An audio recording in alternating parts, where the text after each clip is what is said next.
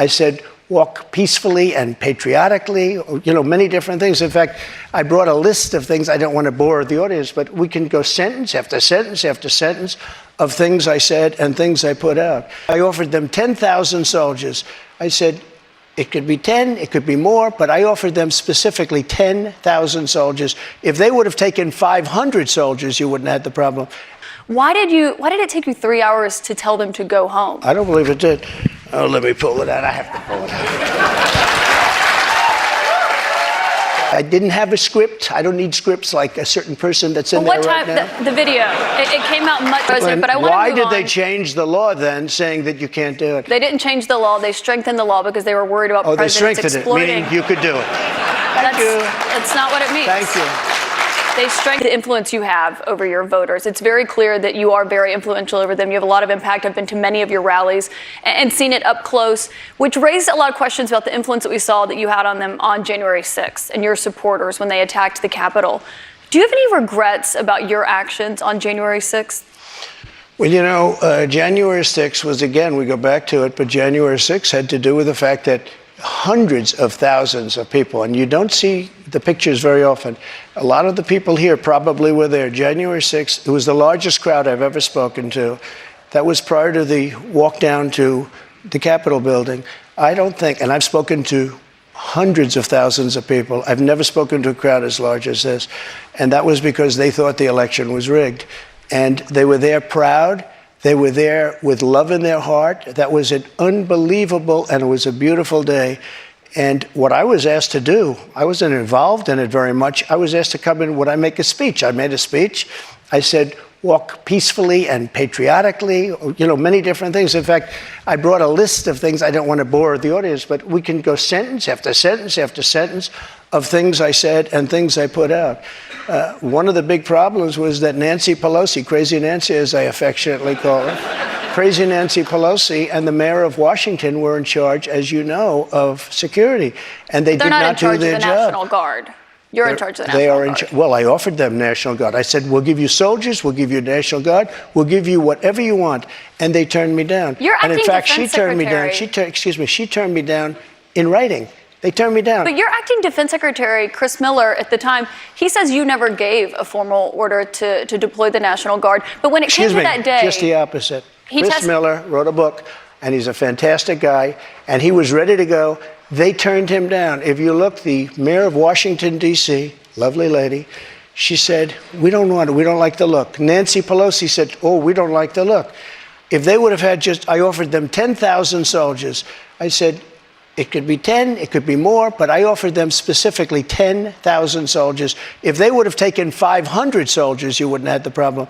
They turned it down. And if you look at the Inspector General report, he says they turned it down. They made a terrible mistake. Well, Chris Miller was your acting defense secretary. He says you never gave that order. But back to what happened on that day. You said you weren't. He did not say that. He has testified that, Mr. President. He did not say that. But you said you weren't very involved that day. You did tell your supporters to come to Washington. You tweeted about it, about that speech that happened on the rally. Am I allowed to say that? When they went to the Capitol and they were breaking into the Capitol, smashing windows, injuring police officers, why did it take you 3 hours to tell them to go home? I don't believe it did.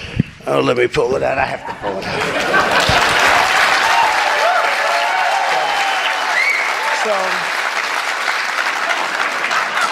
So if you look at, on January 5th, the day before, I said, please support our Capitol Police and law enforcement. They are truly on the side of our country. Stay peaceful.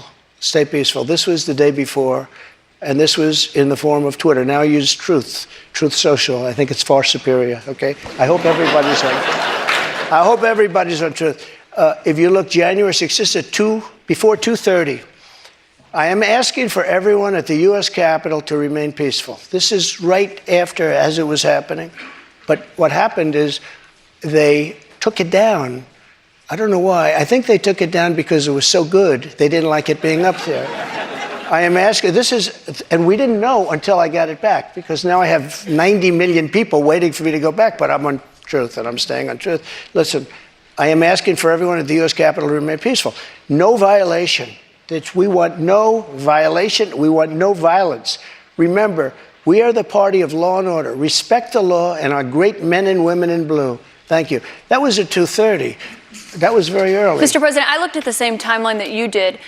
No, I Once know, it was but you clear, didn't report that. You know why? Because it was we taken did report down. it. I was reporting that It was taken day. down and it wasn't. But when put it was back up. clear to you that they were not being peaceful, you saw them rushing the Capitol, breaking windows. They were hitting officers with flagpoles, tasing them, beating them up.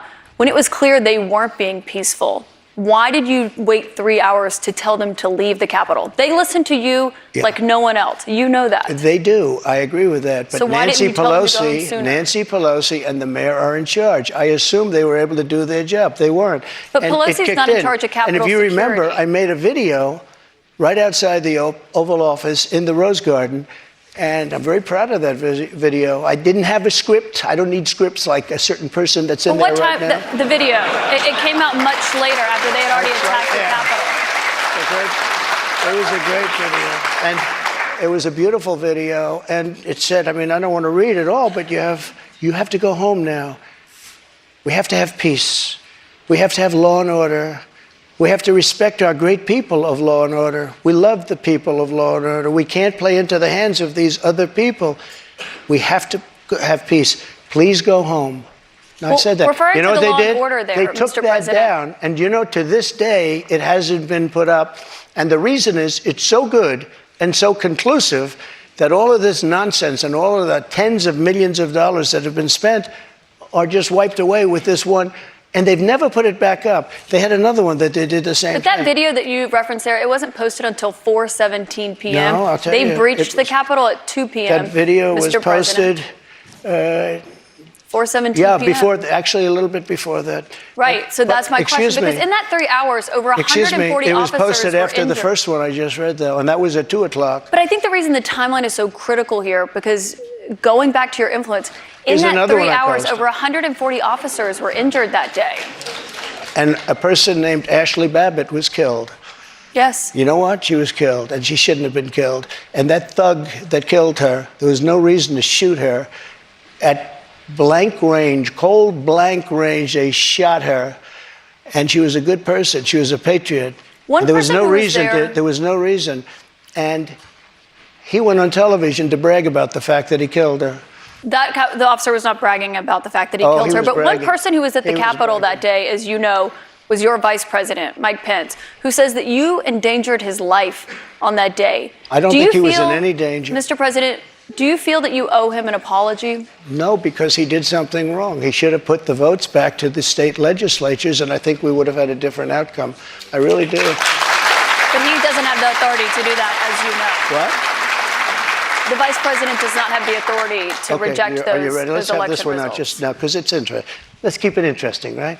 I like Mike Pence very much. He's a very fine man. He's a very nice man. He made a mistake. His lawyer said, you cannot move. I called him the human conveyor belt. I said, even if the votes, I talked to his lawyer, even if the votes are absolutely fraudulent, he can't say, yes, sir, he can't send back. And the Democrats played it, and the rhinos played it. And then the election was over. They told him he couldn't do it. And Mike said to me, I can't do it. The lawyers told me I can't do it. They can't do it.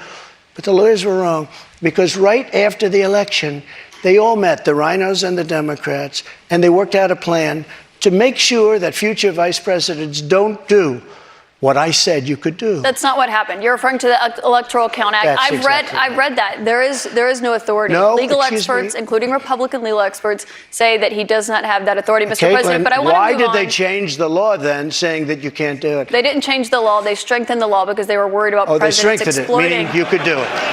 Thank you. That's not what it means. Thank you. They strengthened the law Mike because had they were the right worried. to do it.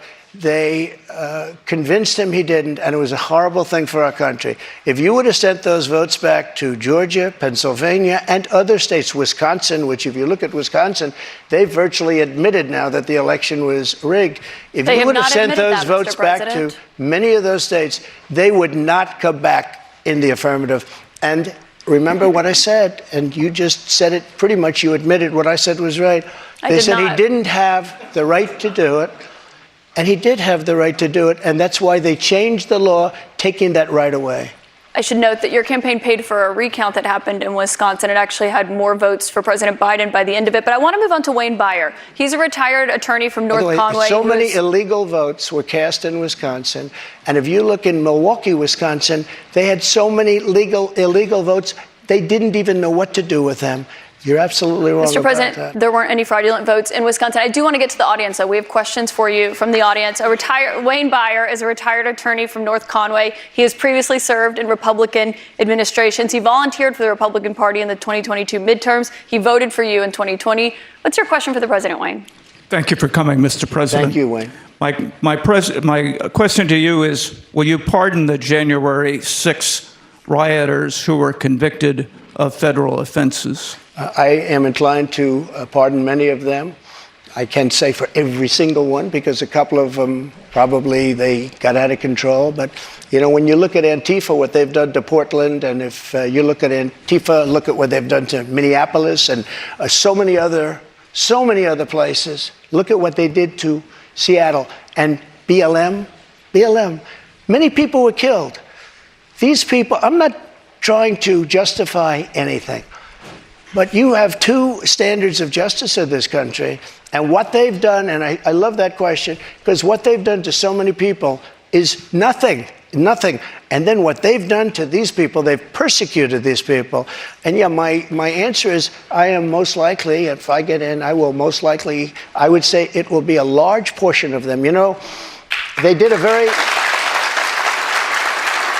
it'll be very early on. And they're living in hell right now. So when it comes to they're living pardons, in hell.